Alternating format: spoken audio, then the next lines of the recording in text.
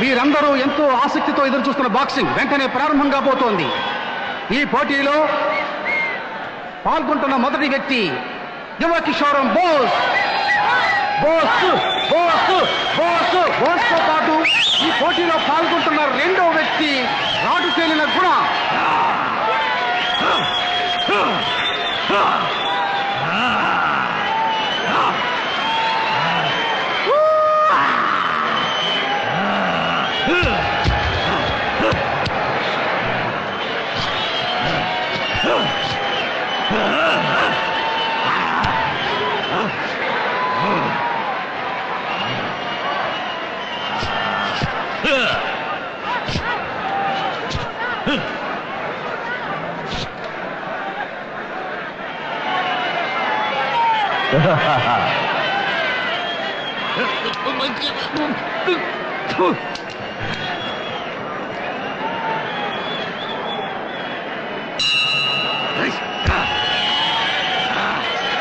మొదటి రౌండ్ ఇప్పుడు ప్రారంభం కాబోతోంది.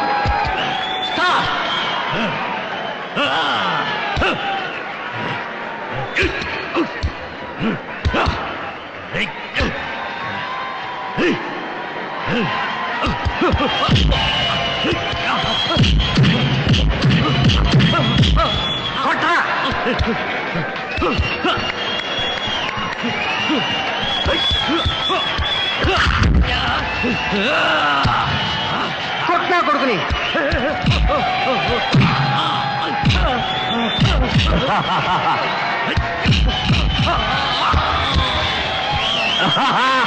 Come on, 1, 2, 3, box!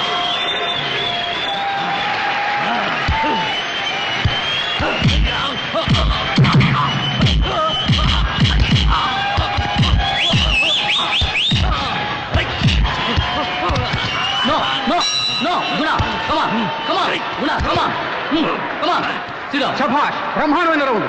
ఈ రౌండ్ లో బోస్టే పై చేయింది. ఛాంపియన్ పథకాన్ని పొందడానికి గుణ ఎంతో ప్రయత్నించాలి. ఎక్స్క్యూజ్ మీ, ఆయన సిగరెట్ తాగుతాం, తప్పుగా అనుకోకండి. It's okay.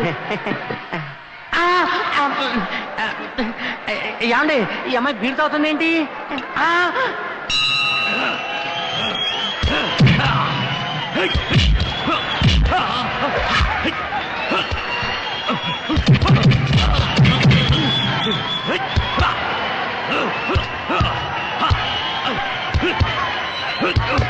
గత సంవత్సరం ఛాంపియన్ గుణ యువ కిషోరం బోస్ దెబ్బలకు తట్టుకోలేక తలదిరిపోతున్నాడు.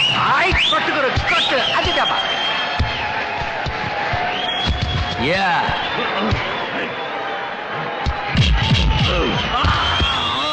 Very good boss. 2, 3, 4, 5, box.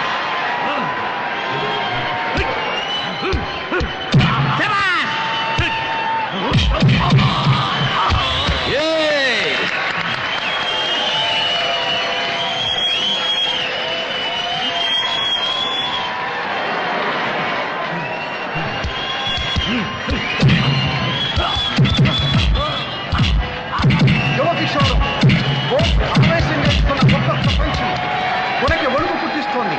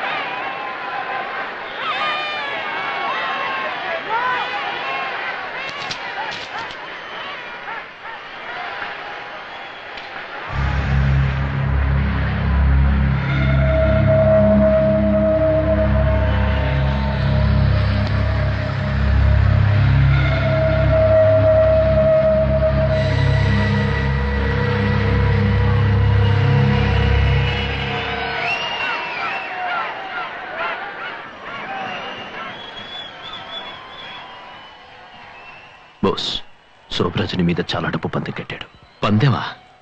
నువ్వు ఓడిపోతావని కట్టాడు. నేను చెప్పింది చెయ్యి, ఓడిపో.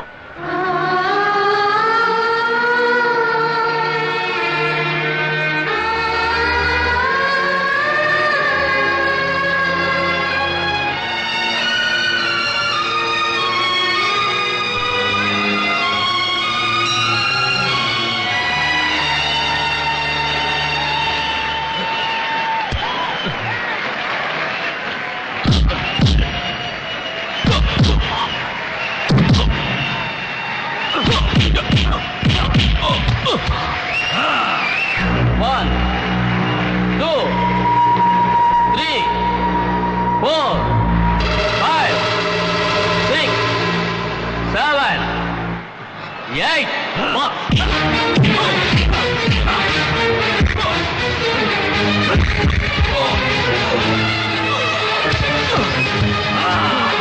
One, two, three, four, five, six, seven, eight.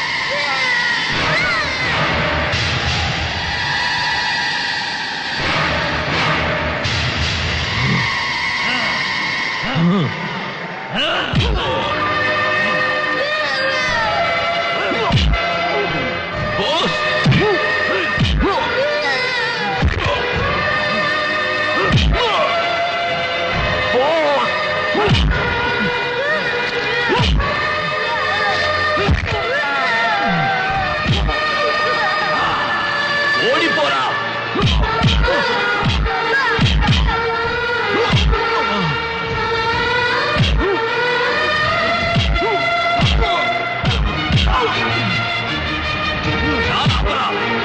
వాడి చంపగరా.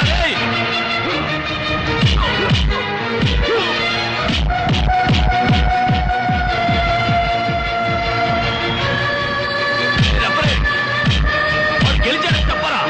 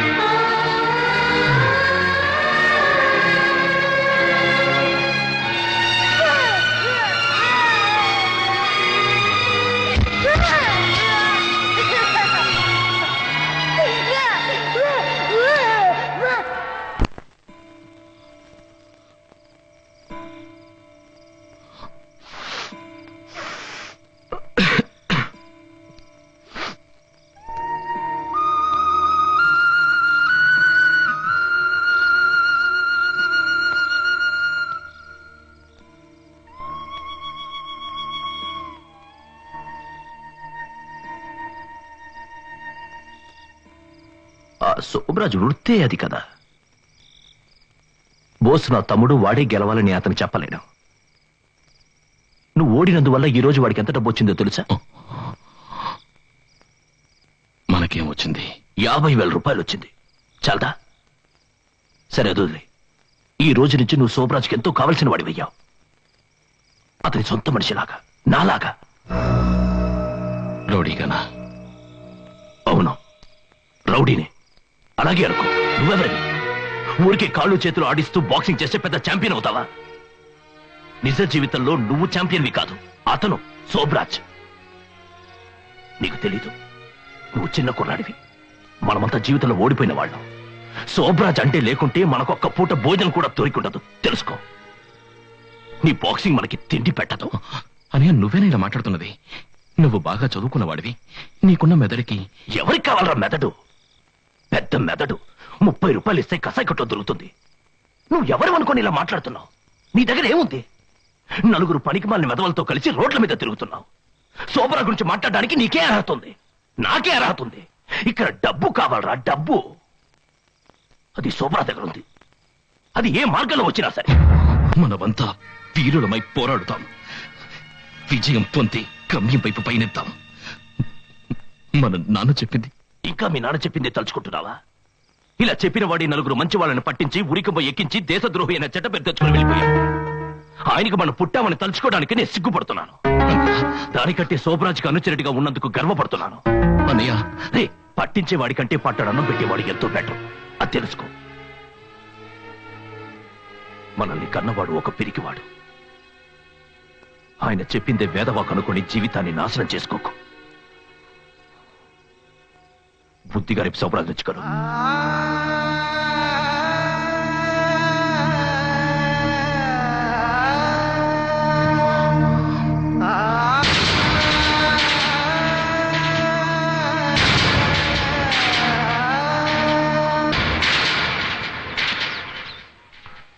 బోస్ ఇలారా. ఏంటి తాతయ్య? మీ నాన్న కోసం ఎవరో ఒక ఆయన వచ్చారు. ఆయన్ని మీ ఇంటికి తీసుకుపో. ఎవరు? అదిగో ఆయనే.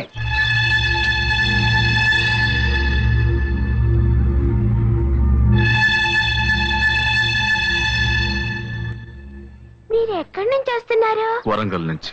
మా నాన్నగారు మీకు ముందే తెలుసా? తెలుసు. మీ పేరేంటి? భరత్. ఓ, భరత్ అంకులా. మీరు నాకు ముందే తెలుసు. మా నాన్నగారు చెప్పారు. తెల్లవాళ్ళతో యుద్ధం కూడా చేశారట కదా. నాన్న, మీ ఫ్రెండ్ భరత్ అంకుల్ వచ్చారు.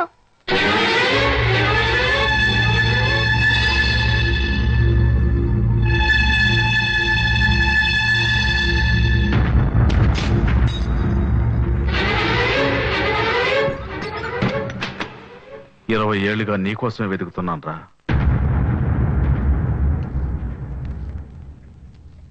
సత్యమూర్తి, ఇంకా ఆ పేరుతోనే బతుకుతున్నావురా?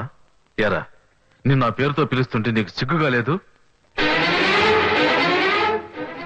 నీ ఇంట్లో ఈ జెండానా? నువ్వు స్వతంత్రాన్ని ఎంజాయ్ చేస్తున్నావా? ఈ జెండాను చూస్తుంటే నీ మనసు రగిలిపోవటంలా? ఈ జెండా కోసం మేము చిందించిన రక్తం గుర్తు రావటంలా? రేయ్ రేయ్ రేయ్ రేయ్, ద్రోహి! కుమార్, ఇమ్రాన్, జాన్, ఆ అమ్మాయి జయంతి అందరూ స్వతంత్రం కోసం పోరాడారా?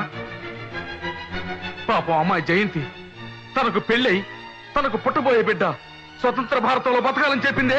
ఆ మాట మీ చెవులకు వినిపించడంలా? చంపావు కదరా. ఒక కంచంలో తిని ఒక మంచంలో పడుకున్నానే, అవన్నీ మర్చిపోయావు కదరా. నీ స్వార్థం కోసం, నువ్వు ఒక్కడో బతకడం కోసం అందరూ ప్రాణాలు తీసావు కదరా, దేశద్రోహి! తెల్లవాళ్ళు నా చేతి నరికినప్పుడు కూడా నాకు బాధే లేదురా. కానీ నీకు తోడుగా ఉన్న వాళ్ళని నువ్వే పట్టించావని చెప్పారే, ఆ బాధ ఇంకా నా గుండెలోంచి పోలేదురా. జాతీయ జెండాను చూస్తేనే దేశభక్తుల వాళ్ళు పొలికిస్తుందిరా. అలాంటి జెండా నీటిలో పెట్టుకున్నావు కదరా, సిగ్గులేని గాడిద! మాతృదేశానికి ద్రోహం చేయటం, కన్న తల్లిని తార్చడం ఒక్కటేరా. రెండు దెబ్బలు పోలీసు వాళ్ళు కొట్టగానే మా అందరినీ పట్టించావు కదరా, పిరికి వెధవ! నీ పిరికితనం వల్ల నువ్వు ఒక్కడో బతకడం కోసం 5 మందిని తెల్లవాళ్ళతో బలి చేసావు కదరా. నీలాంటి వాళ్ళు స్వాతంత్ర సమర యోధులు, 10 మంది పిల్లలకు పాఠాలు నేర్పించే టీచర్లు. రై, ఈ బతుకు బతకడానికి సిగ్గుగా లేదు?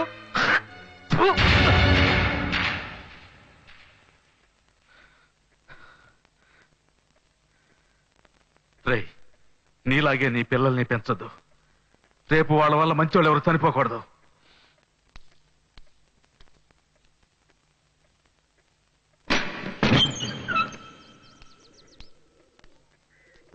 ఏమైంది నాన్న? ఎందుకు ఏడుస్తున్నావు? ఏం లేదు బాబు. నీకు పాయసం అంటే బాగా ఇష్టం కదా? ఇదిగో, వెళ్ళి చక్కెర తీసుకురా.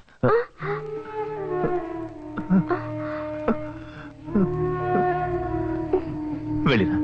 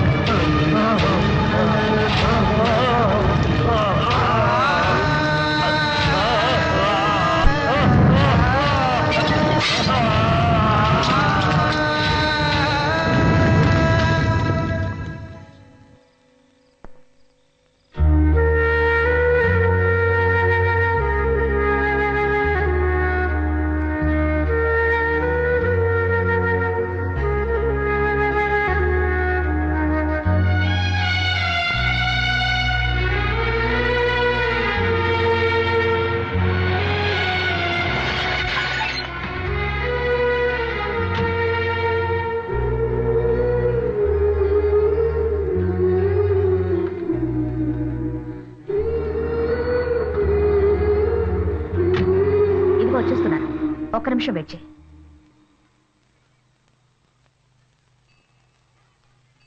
ఎందుకు ఇక్కడికి వచ్చావు? ఆ శోభరాజ్ అమాయక ప్రజల దగ్గర మామూలనే పేరుతో డబ్బులు గుంజేవాడు. ఇప్పుడు వాళ్ళున్న స్థలాన్ని కాజేయడానికి చట్టాన్ని కొనేశాడు. ఇక వాడిని ఎవరూ ఏమీ చేయలేరు. లేదు మేడం, ఇక మీద ఇలా జరగదు. శోభరాజ్కి వ్యతిరేకంగా కోర్టులో సాక్ష్యం చెప్తాను. వాడికి వాడి రౌడీలకి శిక్ష పడేలా చేస్తాను. మరి మీ అన్న గురించి కూడా చెప్తావా? చెప్తాను మేడం. విక్రమ్ హత్య గురించి అన్ని విషయాలు చెప్పాల్సి వస్తుంది బోస్. విక్రమ్ నా ఫ్రెండ్. విక్రమ్ హత్య గురించి అన్ని నిజాలు అందరి ముందు చెప్తాను. అందుకు మా అన్నయ్యకి ఏ శిక్ష పడినా సరే, విక్రమ్ ఏమేమి చేయాలనుకున్నాడో అన్నీ ఇక మీదట నేను చేస్తాను. నువ్వు ఈ మాట అన్నందుకు నాకెంత ఆనందంగా ఉందో తెలుసా? నీలోనూ మంచివాడున్నాడు. అతను ఇప్పుడే బయటకొచ్చాడు. అందుకు నాకు సంతోషంగా ఉంది. కానీ నాకు ఇష్టమైన వాళ్ళందరూ నాకు దూరం అయిపోతున్నారు మేడం.